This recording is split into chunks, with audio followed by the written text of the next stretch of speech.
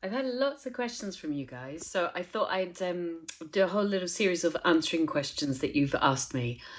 So one of them is I'm at the beginning of my property journey.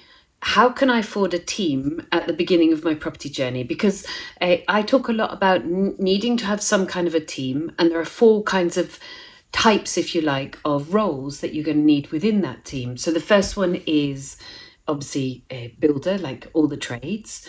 The second one is financial, your accountant, your bookkeeper, your independent financial advisor, and your investors.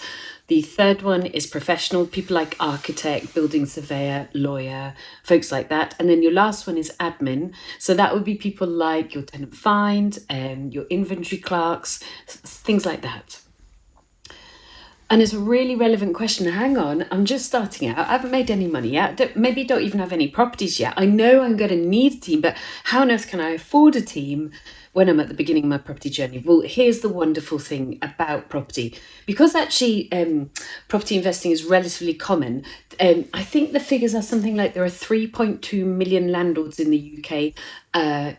Oh no, sorry. I think it's 2.8. Forgive me. I read it quite recently. It's just under three, and roughly one third of those have got more than one property. So there's just under about a million landlords that have got more than one property. Therefore, there's like a whole veritable industry grown up around servicing the service needs of landlords. So lettings agents, a great opportunity, a great example, isn't it? You don't pay a letting agent until you've got a property that the letting agent needs to let out for you, and you don't pay them until they've put a tenant in that is paying you. See? Lawyers, occasionally you'll pay a lawyer and the deal doesn't go through, but generally you don't pay a lawyer until you've got a deal.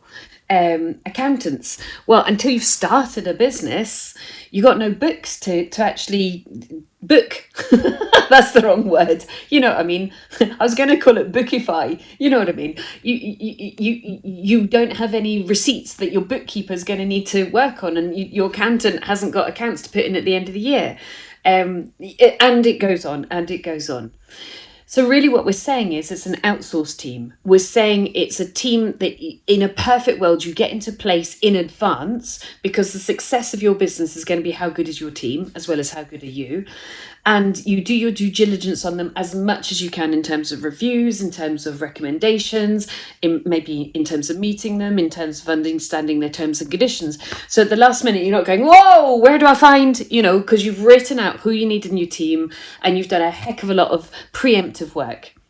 Finding those people, all of whom are self-employed contractors or employed by other businesses, and you're simply going to be a tiny chunk of their work, and then you'll get billed for the work once you've given them the work.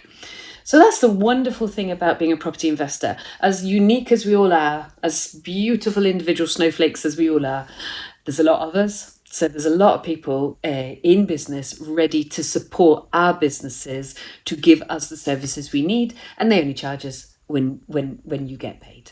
Job done, isn't it? So just to recap for you, just because you haven't got the money doesn't mean to say that you don't amass a team right now. All it means is you don't start paying them because you haven't got the wherewithal, the properties or the deal package or the flips. You haven't started that. But if you can basically recruit your team in advance, so you just know who's going to slot into every position, it's wonderful. A really good book actually is The E-Myth, Michael Gerber, and he tends to suggest you write out, I can never say this word, an organogram, and identify all the roles and then slot those people into those roles. And I thoroughly agree with that. So you would recruit three sets of solicitors, you would maybe recruit 3 to 5 sets of builders, you would recruit your accountant, your bookkeeper, 3 sets of letting agents. And when I say, I have a large portfolio, but I don't give all my properties to one letting agent. And when we switched from, we used to employ 2 people full-time in-house plus a full-time handyman in-house. So basically 3 full-time plus external. And now we use tenant find, letting agents and inventory clerks, plus obviously maintenance folks. And I'm still very good friends with our handyman, and he still works a lot with us. We didn't just go, right, great, we'll give the whole portfolio to you, because we didn't know who was going to be good. They can be good in their presentation, but who's going to be good day to day? So we divided up the portfolio, and we consciously said, you're going to get this bit, and this bit, and we're just going to test out how good people are. So year one, we divided everything into 3. Year two, we reduced it down to 2. I would never only go with one person, just because I always want to keep more eggs in a basket. And always have people circling, ready to land in case team members don't work out.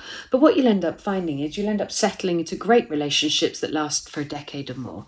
But when a team member is not performing, the wonderful thing about the fact you don't employ them directly is you can make an assessment on their performance. Is it one-off? Is something going on? Or is this a continual slide?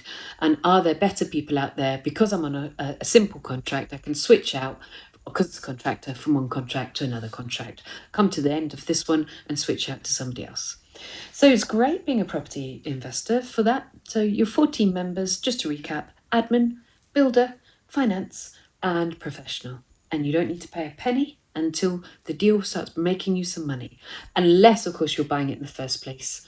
And you need to buy it first, and obviously pay your solicitor at that point. But basically, they get paid when you get paid most of the time as a property investor, which is quite nice, isn't it? Especially if you're doing things like flipping. Hope that's useful.